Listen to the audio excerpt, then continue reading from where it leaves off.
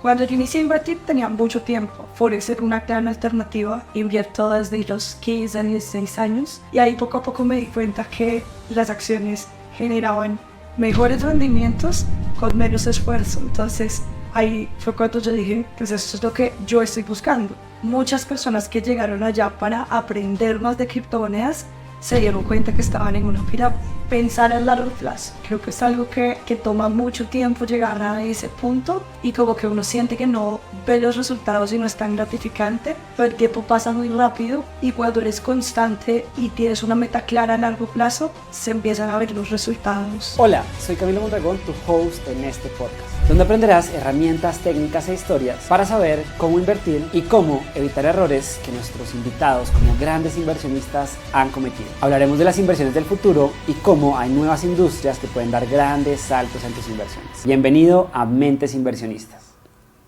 Bueno, estamos hoy acá con Juliana Matiz, cofundadora de Investopi, apasionada por el tema de inversiones. Pero bueno, Juli, quisiera que te presentes tú primero. Entonces, ¿quién es Juliana? Yo soy inversionista, principalmente en la bolsa de Nueva York. He tenido un camino muy largo en el tema de las inversiones y el trading. Invierto desde los 15 a 16 años, lo que me hace tener una amplia experiencia en todo este mundo. Me he dedicado todo el tiempo a esto de las inversiones, de las finanzas, y en el momento pues empecé como en este mundo de crear contenido también y poco a poco se fue dando hasta este momento que creé Investopi. Ya vamos a cumplir 10 años el próximo año. Y es una de las academias más importantes de Latinoamérica, más de 200.000 estudiantes en 14 países y con el propósito pues de educar en todos estos temas de inversión y de finanzas. Yo veía que tú comenzaste en el mundo de las inversiones desde los 16 años más o menos. ¿Cómo fue ese comienzo en el mundo de las inversiones? Bueno, yo tenía un primo que invertía en Forex y desde el primer momento me pareció súper chévere. Pues siendo muy joven, que es un tema que de pronto como que le puede parecer a uno como aburrido, me pareció fascinante. Y ahí empecé como a educarme un poco en este tema y convencí a mi papá que me abriera una cuenta. En ese momento creo que todavía no se puede tener una cuenta como menor de edad, sino que tiene que ser a nombre de alguien mayor de edad. Entonces abrí una cuenta a su nombre y yo empecé a jugar literalmente con esta plata y la perdí. Pero como que empecé pues a educarme cada vez más. No lo abandoné, sino que fui como pivoteando en diferentes estrategias durante mucho tiempo, hasta el punto en el que incluso pues entré a estudiar lo más parecido a inversiones, que era la ingeniería financiera, y ahí empecé a afianzar conocimientos, ampliar un poco este mundo que es enorme y fue un camino exactamente como de expansión y luego de irme cerrando a qué era lo que realmente me estaba funcionando. ¿Qué fue eso que tú dijiste? No, estas son las inversiones que más me llaman la atención. Mi curva de aprendizaje inicial fue muy larga. Yo me demoré unos 6 o 7 años antes digamos, como de sacar unas conclusiones, porque pues específicamente con el mercado Forex, los resultados son muy rápidos, pero también ver si está funcionando o no es muy de largo plazo.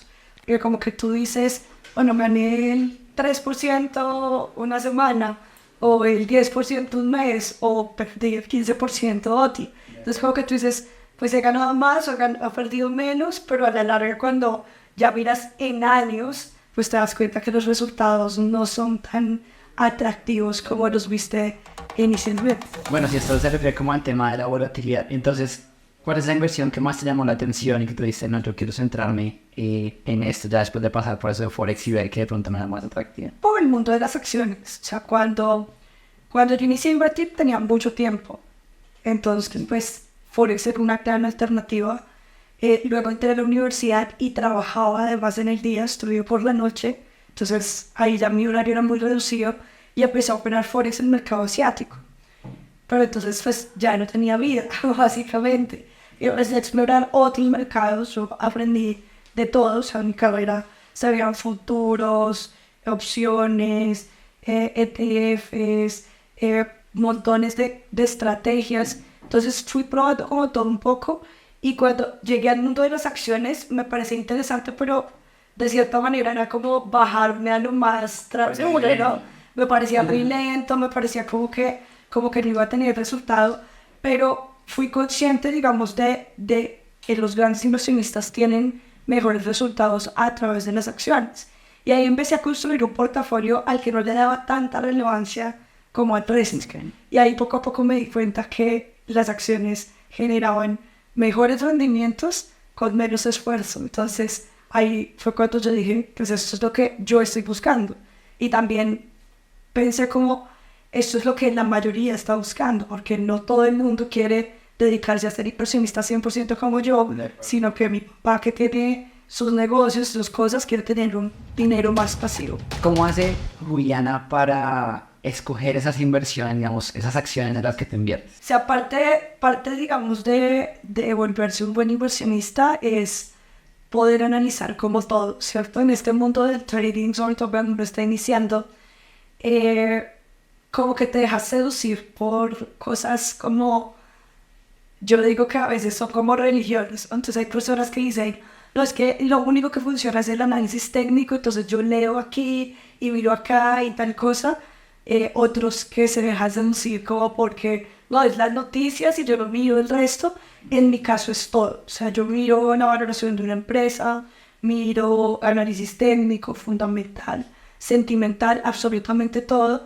Y eso es lo que hace, digamos, como que tenga una globalidad en el análisis que me ha dado buenos resultados. También no solo depende del análisis, sino también de la meta que tú tengas con tu portafolio. Entonces, dependiendo si estás buscando algo de oportunidad más a corto plazo o más estructurado para tener en el tiempo, pues se analizan cosas diferentes. ¿Y tienes alguna regla de inversión que tú digas como invierto en compañías que cumplen solamente esto y si no lo cumplen no invierto, o cómo funciona ahí? Realmente no. O sea, algo que para mí es fundamental es que los mercados financieros están cambiando todo el tiempo, ¿cierto? Lo que yo aprendí en la universidad, por ejemplo, como 2009, 2010, estaba basado como en todos los principios de la economía, como cuadriculados. Cómo valoras una empresa, el EBITDA, todo esto digamos que es muy teórico.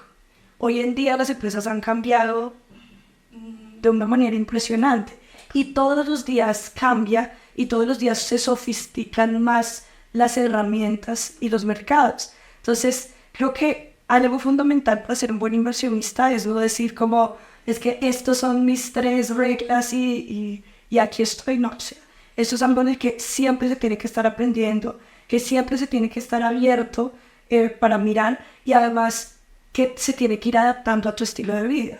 Obviamente, cuando tenían 18 o 20 años, tenía unas condiciones económicas y unas metas muy diferentes a las que tengo hoy en día. Entonces, por más conocimiento que tuviera en ese momento, no me funcionarían las mismas cosas que hoy y seguramente no me van a funcionar las mismas que en 20 años. Entonces, creo que parte de ser un buen inversionista es acoplarse y seguir aprendiendo de lo que es pues en ese momento. Okay. En este momento, digamos, tu portafolio está más enfocado como en el tema de growth, o sea, ganancias de capital, o más tener como un flujo de efectivo, dividendos, ese tipo de cosas. Mira, hasta hace 2 años, hasta más o menos la pandemia, estaba enfocado 100% a growth. Yo en algún momento dije, como yo lo que busco es tener un capital que en algún momento me libere, digamos, de todas mis responsabilidades financieras.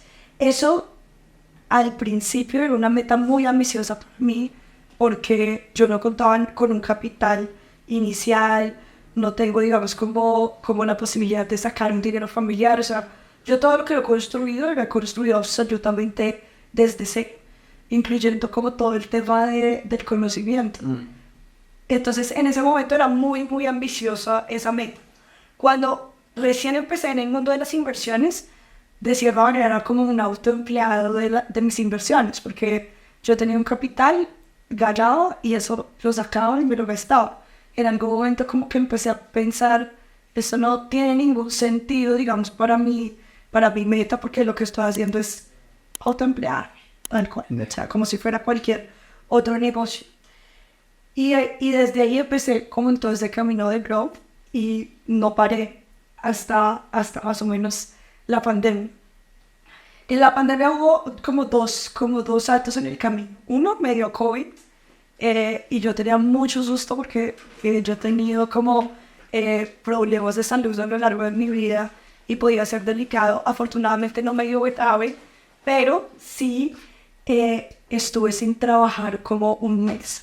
En ese momento tenía varios negocios y era un punto en el que yo decía como, ¿qué voy a hacer? Digamos como tantos días sin trabajar. Y ahí fue cuando le hallé como la razón, como bueno, pero en este momento tengo esto que me puede respaldar y fue como que interesante.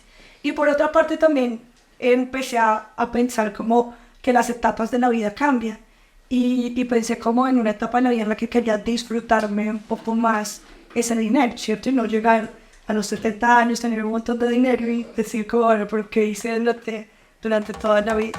También bueno, he visto que te apasiona mucho el tema de la escritura. ¿Cómo has manejado ese tema, digamos, de seguir escribiendo, conectarlo con el tema de inversiones? Eso ha sido un proceso bien interesante porque escribir no es nada fácil. Toma bastante tiempo, sobre todo alguien, digamos, que no es profesional en esto. Todas las disciplinas tienen como su arte y sus cosas. Pero ha sido muy chévere porque una de las cosas que yo pensé cuando era pequeña y cuando estaba en el colegio, y lo que se me daba muy bien, era todo el tema de escribir y de la comunicación. Es un tema bien difícil y como personal para mí, porque cuando yo era pequeña tenía muchos problemas de comunicación verbal. ¿Te costaba? Me costaba hablar con mucho. las personas, Total. como expresar las ideas? Sí, Ok. completamente. Todo el tema de cámaras, todo esto me daba pánico. Y como que siempre ha sido algo como que me caracteriza y es que me gusta como enfrentar los miedos de frente. Entonces yo dije, bueno, ¿qué me puede ayudar como en estos retos de comunicación? Y empecé a hacer teatro, empecé a hacer danza, un montón de cosas que me ayudó a avanzar en esto. Y algo que pensé en algún momento estudiar fue comunicación. Ahí entró un poquito mi papá que decía, no, esos periodistas se mueren de hambre, ¿usted qué va a hacer? Eso va a presentar chismes, y que me decía en el noticiero, y como que, pues bueno, digamos que la vida me llevó por otro lado, pero siempre me gustó mucho ese tema. Y metiéndome en el mundo de las finanzas, desde muy joven tuve como la posibilidad de explotar ese talento que tengo, ¿cierto?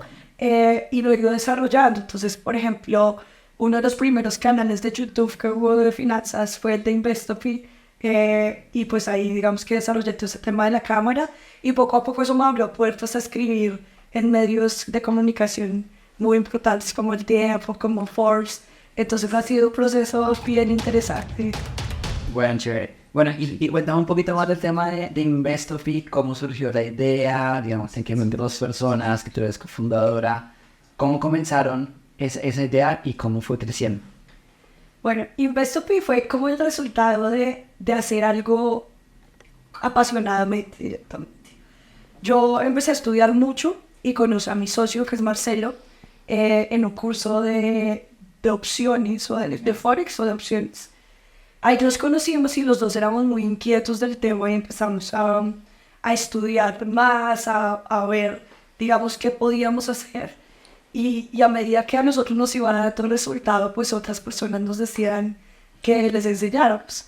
Nosotros dos somos ingenieros muy tibios, muy como cuadriculados. Entonces fue como un reto y algo que empezó, digamos, como, bueno, enseñémosle al amigo, así. Y poco a poco como que se fue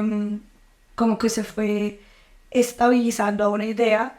Y ya lanzamos luego como la primera plataforma de educación virtual que hubo en estos temas, con un desarrollo y bueno, una cosa mucho más compleja de la que hay hoy en día, porque hace 10 años no habían como estas plataformas en las que tú subes tu curso y lo vendes, sino que fue todo un desarrollo. Y en realidad creo que también es como que los dos somos muy apasionados por enseñar, no necesariamente solo el tema de finanzas, sino que muchas veces cuando cuando uno se plantea como este tema del propósito y que te dice, bueno, y si usted no trabajara, no hiciera esto, ¿qué harías? Igual seguirás enseñando. Y en el caso de los dos es enseñar, ¿cierto? Él estaba muy enfocado en el tema tecnológico. A mí me gusta mucho el tema de empoderamiento, de emprendimiento. Entonces, como que ahí se unieron dos cosas. Una pasión por todo el mundo de las inversiones y una pasión por el mundo de enseñar, que realmente es como lo que yo he hecho como toda la vida, y es enseñar cualquier cosa. Que hablabas como de que en tu carrera no eran muchas mujeres y que algo que tú querías era también que más mujeres pues se introdujeran en el mundo financiero, que aprendieran en temas de inversiones. ¿Cómo has hecho para llevar esa carrera, como para dar ese impulso a que más mujeres quieran aprender de temas de finanzas y de inversión? Eso era como una constante, fueron muy poquitas mujeres, y las que salieron, digamos, de la carrera también fueron muy pocas. Y cuando empezamos la academia, que al principio no se llamaba Investo, se llamaba Club de Trading, cada vez que llegaba una mujer, casi que yo la atendía personalmente, siempre decía como tenemos que crecer esta comunidad. Y como que durante mucho tiempo busqué cómo impulsar eso a través de becas y muchas cosas. Y muy chistoso, realmente lo que impulsó todo el tema de las mujeres en el mundo de las inversiones fueron las pirámides. Eso es un tema muy chistoso porque como en el 2017, que hubo todo el boom de criptomonedas, nosotros hicimos uno de los primeros cursos de criptomonedas en Latinoamérica. Okay. Y en ese momento nosotros teníamos todo completamente virtual, pero habían tantas estafas que tenían cosas tan convincentes que las personas nos decían, no, nosotros queremos verlos, queremos saber que son reales. ¿Sabes? Pasaba como ahorita que ya, bueno, de pronto es una pirámide o algo. Y dijimos, hagamos algo presencial. No habíamos hecho nunca algo presencial como importante y montamos el curso como con uno de los exponentes más importantes de Latinoamérica, con Alejandro Beltrán de Buda, Arlene Lozano, que en ese momento estaba en Panda Exchange, y como que nos unimos como los que teníamos como un criterio en medio de todo esto. Yo no sabía tanto de criptomonedas, tengo que aceptarlo, ¿cierto? Había comprado, había metido, pues yo dije, bueno, ¿quiénes son los más top en este tema? Y los busqué y con ellos montamos el curso. Yo pensé que iban a llegar unas 50 personas y resultaron alrededor de 400 en el primero. Yo ni siquiera tenía en la mente cuántas personas, eran 400 en un salón. O sea, yo a veces hago clases y digo, se quedaron menos de 1000. Y es como mi equipo, pero ¿qué estamos haciendo mal? Porque es menos de 1000. Y cuando los ves físicos es como, ok, sí. Y ahí empezamos, digamos, como a agrandar este evento. Y una de mis sorpresas fue que llegaron muchas mujeres. Entonces yo decía, ¿pero por qué llegaron tantas mujeres? En el tema de criptomonedas era muy importante pues este tema de multinivel, porque muchos venían de este sistema, digamos, como muy de pirámide, y las mujeres tenemos más habilidad para vencimiento. Y ahí empezaron a educarse muchas, y ahí cambió el panorama como en temas de educación financiera de un momento para otro, que es algo interesante porque es una connotación muy negativa que son las pirámides, pero un efecto que no había logrado ninguna universidad, ninguna campaña, ninguna beca, hizo que tuviese un boost. Sí, digamos, yo caí en una, no volví a caer en ninguna otra, pero sí veía que muchas mujeres hacían eso, pues, querían presentar un negocio, una pirámide, unas cosas, y bueno, entonces eso sí fue como un impulso para que pues quisieran de verdad ya educarse, tener conciencia financiera. De hecho, pensando acá, sí tengo un par de amigas que pasaron, digamos, por ese proceso y dijeron como no me gusta el tema de las pirámides, pero ahora sí quiero aprender de finanzas, sí quiero tener control de mi dinero, sí quiero aprender de cómo invertir. Entonces me parece bien chévere. En ese curso, por ejemplo, muchas personas que llegaron allá para aprender más de criptomonedas se dieron cuenta que estaban en una pirámide. Y ahí entonces empezó, digamos, como a tomar un poquito de conciencia, a decir, bueno, ¿qué pasa si yo pierdo todo este dinero? ¿Qué pasa si lo invierto en otra cosa? ¿En qué otra cosa puedo invertirlo? Y ahí empezó como ese camino de expansión. Tú pasaste por Rockstar, que pues es una aceleradora, que lo que hace es que pues los números de las empresas mejoren, que crezcan. ¿Cómo fue ese proceso? ¿Cómo llegaron ustedes antes de esta aceleradora y cómo salieron y qué cambió en ustedes, qué cambió en la empresa para tener ese crecimiento exponencial? Rockstar es una excelente experiencia, de hecho es una de las experiencias en las que más he crecido y creo que todo se ajusta muy al tema de las personas con las que te rodeas. Eso ya me ha pasado anteriormente, nosotros iniciamos la empresa en apps.co, que es la aceleradora, era la aceleradora del gobierno, no, del Ministerio de Tecnologías y Comunicaciones. Ese proyecto a mí me parecía que era espectacular. Desafortunadamente se acabó este año o el año pasado, pero va muy ligado directamente con quién te relacionas y las habilidades que tomas. En nuestro caso, como te dije al inicio, nosotros éramos dos ingenieros que pues las habilidades iban muy hacia el lado de matemáticas, procesos, estructuración, pero por ejemplo todo el tema de comunicación, marketing, etc. era nulo, ¿cierto? Y ahí tuvimos la posibilidad de empezar a mezclar como todas estas habilidades y eso obviamente fue un detonante muy importante. Específicamente en Rockstar, y esto es algo que yo suelo decirle mucho a los emprendedores, porque cuando alguien piensa en todo este tema de aceleradoras, de startups, piensan y a veces es un poco así, que está muy limitado a personas que vienen de una universidad con un muy buen nombre, que tienen muy buenos contactos y esto rompe esa barrera, ¿cierto? Una aceleradora rompe esa barrera, ¿cierto?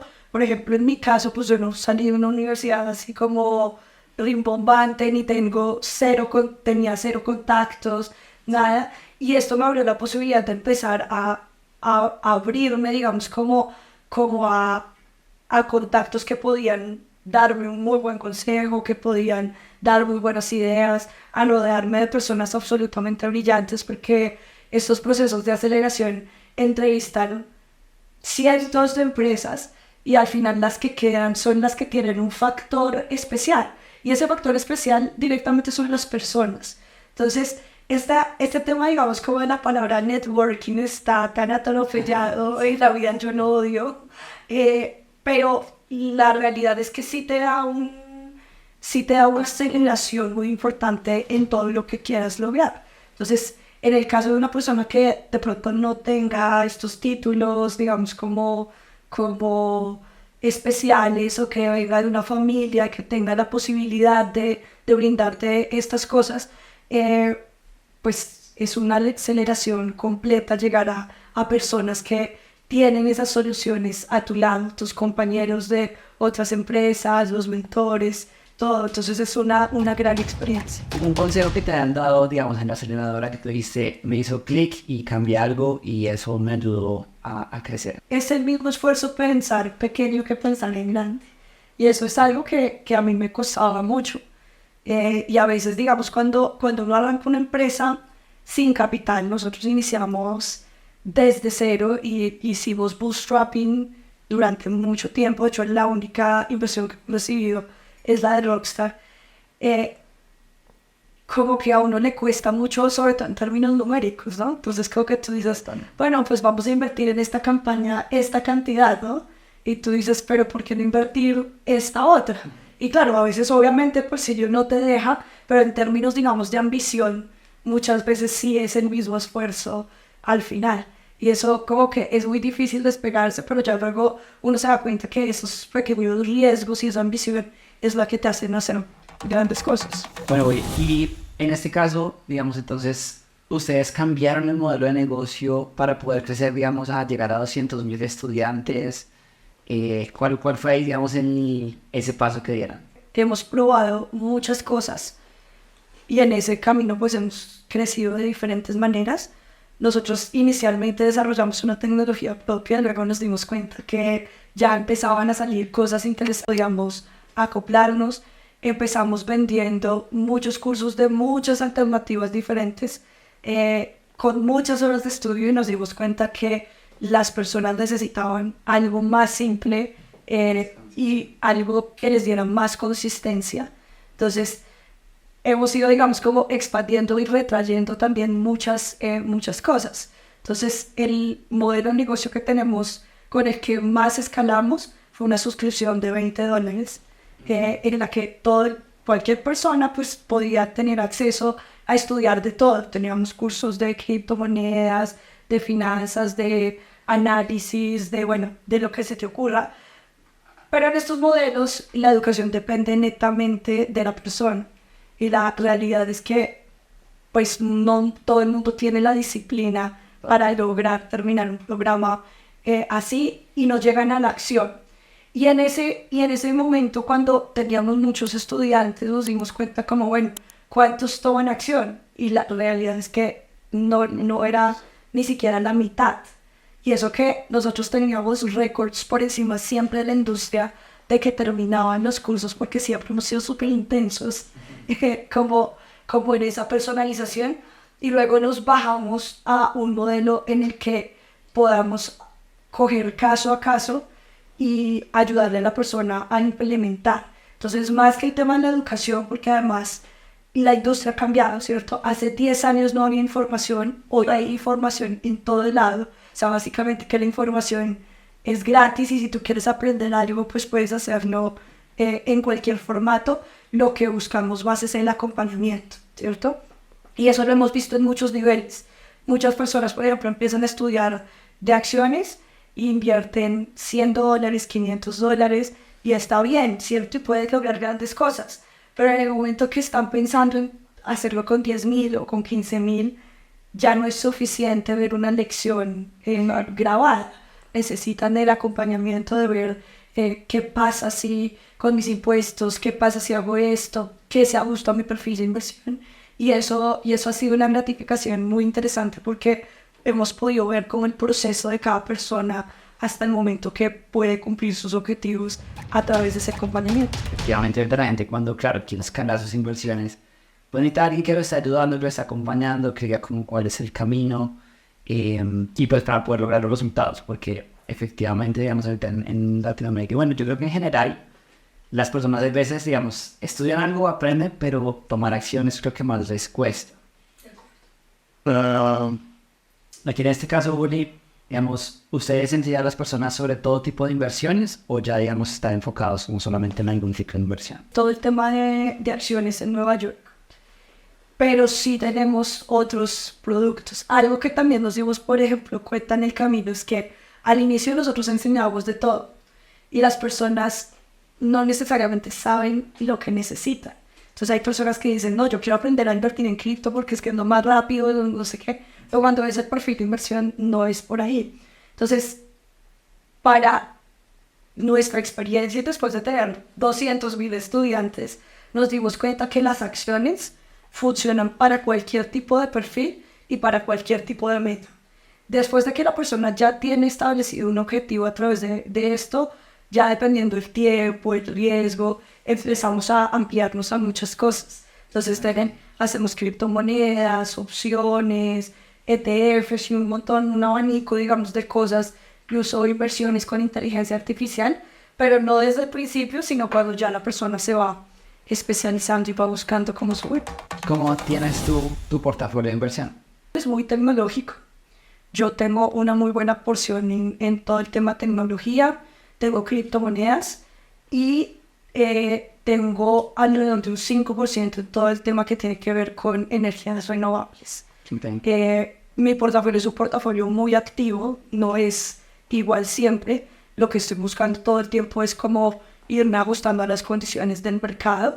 Yo tengo dividido mi portafolio en dos partes. Uno de estructuración, que es un capital que tengo más a largo plazo y en el que voy, digamos, como ahorrando, ¿cierto? En el que voy, cada vez que tengo el capital para hacerlo, lo hago.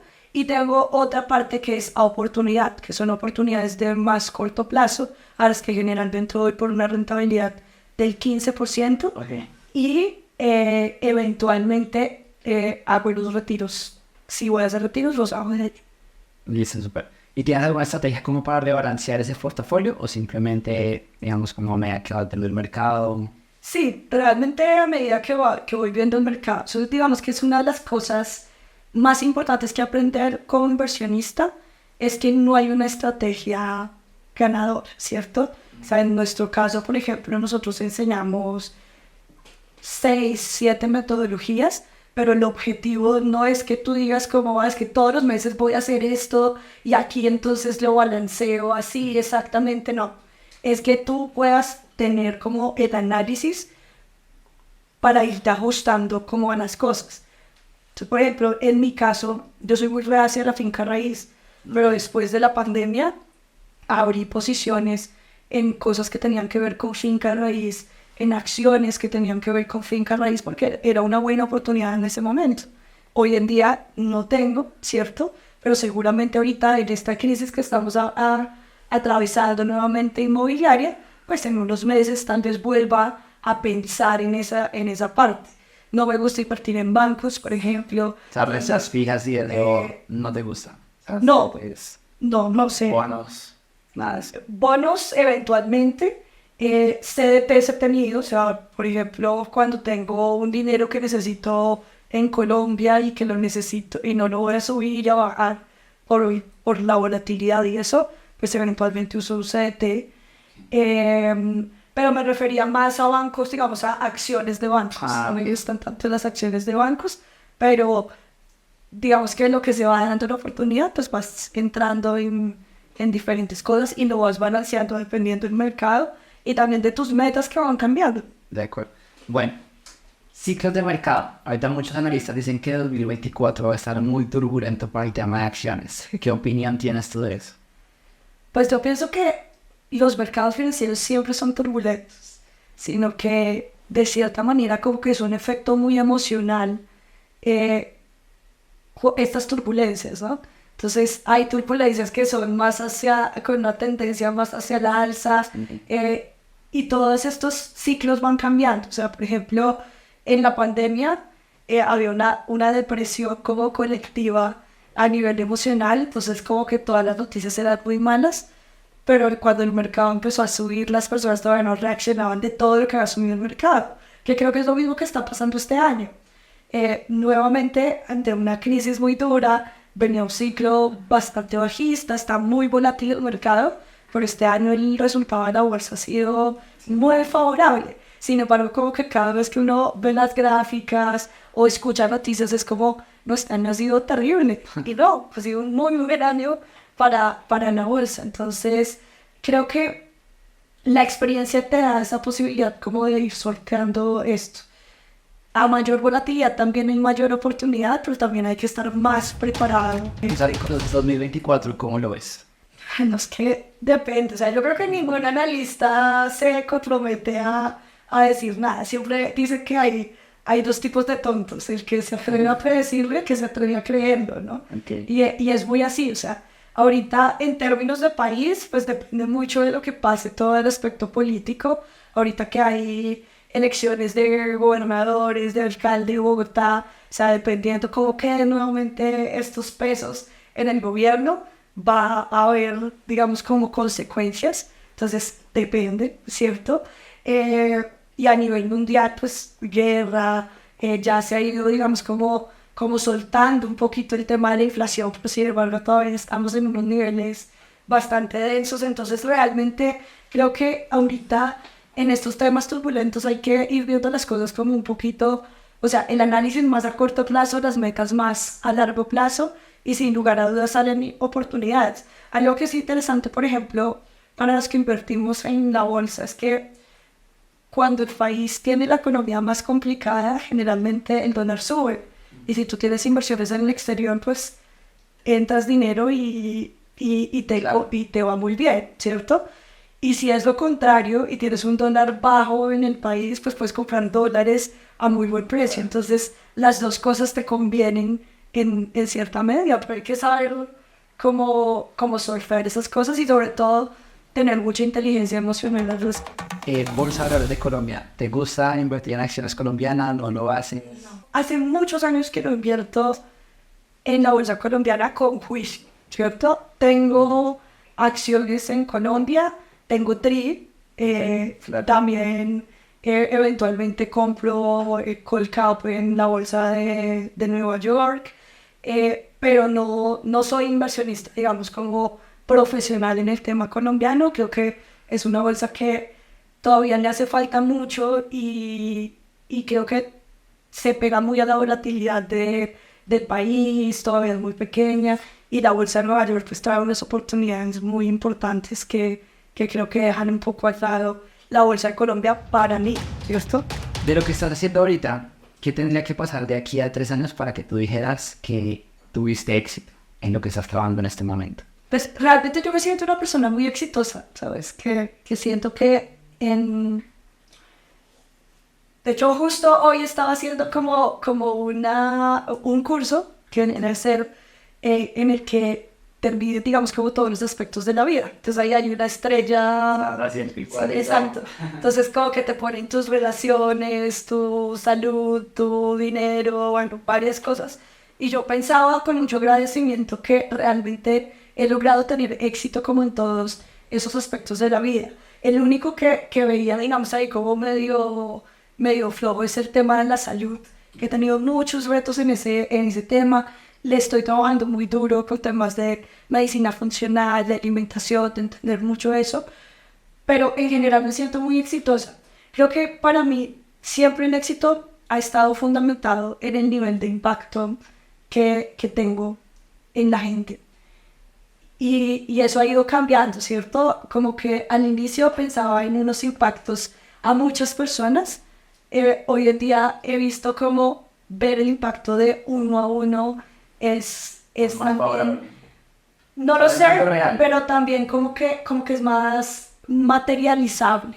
Entonces como que a nivel de impacto creo que el éxito para mí siempre es eso y creo que algo que se me viene a la mente con lo que tú me dices es que si genero impacto desde cualquier ámbito, ese es como el éxito para mí. Ahora vamos a hacer una serie de preguntas. La idea es que me vayas diciendo lo que se te viene a la cabeza. Y, pero si quieres alargarte alguna, puedes alargarte. Entonces, bueno, ¿cuál es el mayor miedo de Juliana? El mayor miedo de mi vida. Pues ahora mismo y es algo muy personal, es quedarme sin voz. Y eso viene, digamos, como muy desde adentro y externo. Yo tengo un problema en las cuerdas vocales, tengo que operarme, es un tema médico que me ha generado bastante resistencia, pero también lo pienso desde el tema interno, ¿cierto? Desde tener como bloqueos que me impidan como generar impacto, etcétera. Eso es... Bueno, eso me veo fuerte. Sí, duro. Bueno, ¿cuál es el libro que más te ha marcado en tu vida? Yo soy súper nerd, he leído un montón y creo que este es súper clichésudo, pero es real lo que voy a decir, y es cómo ganar amigos e influir sobre las demás personas. Como te decía, yo tuve muchos problemas de comunicación al inicio de mi vida y también muchos problemas para relacionarme con personas, y creo que este libro me ayudó como a avanzar un montón en ese propósito y en hackear ese miedo de lograr empatizar con la gente, de lograr comunicarme efectivamente. Entonces, Bueno, super. ¿Un mentor que tengas o referente? yo voy cambiando de mentores casi todos los años. Estoy como en un proceso diferente de diferentes cosas. Ahorita estoy en una mentoría muy interesante con Marcos Bassetti, que es de ventas y de construcción de negocios digitales, pero como de alto impacto. Esta mentoría me ha gustado mucho porque lo pensé inicialmente como un tema muy estratégico de venta y realmente ha sido muy empresarial desde toda la parte de procesos y ha sido muy, muy interesante. ¿Película favorita? Forrest Gump. Creo que además es la película que más he visto en mi vida. Ahora repites y la repites. Listo, buenísimo. Igual hago eso con todas, o sea, tengo unas muy limitadas y voy repitiendo. Bueno, chévere. Además que uno a veces va descubriendo como cositas nuevas, ¿no? Cuando no repitas las películas que les gustan. ¿Canción favorita? Que dije By the Ocean, no sé, de One Direction, ahora no sé cómo se llama. Bueno, super. ¿Lugar favorito en el mundo? No tengo un lugar. ¿No específico? No, realmente yo soy una persona que le gusta mucho cambiar. Entonces me disfruto conocer mucho. No me gusta la monotonía, entonces no me gusta estar en un mismo lugar generalmente. Listo. ¿Sueño que tenías cuando eras joven? sueño que tenía cuando era joven. Estar en televisión, hacer muchas cosas como con medios audiovisuales, con prensa. Bueno, súper. ¿Prefieres comprar vivienda o vivir en arriendo? No, vivir en arriendo. De hecho, ahorita tengo como ese conflicto porque hace unas semanas me pidieron el apartamento en el que vivo y por primera vez quería estar mucho tiempo en un lugar y no llevo ni siquiera un año. Y este apartamento me encanta, es divino, de una vista espectacular, tenía todo lo que yo quería y como que en algún momento por primera vez me planteé, bueno, ¿y qué pasa si lo compro? Entonces como que empecé a hacer los cálculos y luego viendo lo que hago como inversionista dije, no vale la pena desde ningún ángulo. Totalmente de acuerdo. Un hábito que te ayudó a tener éxito. Meditar, de éxito de todo, o sea... Te meditas todos los días, juicioso. No medito todos los días, pero sí medito por lo menos 4 veces a la semana. Listo, súper. Y bueno, un consejo que le darías a la audiencia que nos está escuchando ahorita. Pensar a largo plazo. Creo que es algo que toma mucho tiempo llegar a ese punto y como que uno siente que no ve los resultados y no es tan gratificante, pero el tiempo pasa muy rápido y cuando eres constante y tienes una meta clara a largo plazo, se empiezan a ver los resultados rápidamente. Bueno, súper. Bueno, Ori, ya como para ir cerrando, 3 personas que crees que deberíamos entrevistar aquí en el podcast. Karen Suárez, Dani ya vino esta mañana, Ana Desda Vera, ella tiene un ángulo de las finanzas muy bonito, me parece muy admirable el trabajo que hace, me gusta muchísimo. ¿Quién más? Andrés Ricci también. Creo que algo interesante es que todos, como los que hemos estado como en este ámbito, pese a que hacemos cosas similares, tienen un foco como particular cada uno. Entonces, Andrés Ricci también me parece... Bueno, Marina, pues muchas gracias por haber venido, por haber tomado el tiempo. Me encantó la conversación, aprendimos un montón. Si les gustó, suscríbanse, denle like, denle 5 estrellas en donde estén viendo o escuchando el podcast. Y bueno, nos vemos en un próximo episodio. Hola, soy Camilo Mondragón, tu host en este podcast, donde aprenderás herramientas, técnicas e historias para saber cómo invertir y cómo evitar errores que nuestros invitados como grandes inversionistas han cometido. Hablaremos de las inversiones del futuro y cómo hay nuevas industrias que pueden dar grandes saltos en tus inversiones. Bienvenido a Mentes Inversionistas.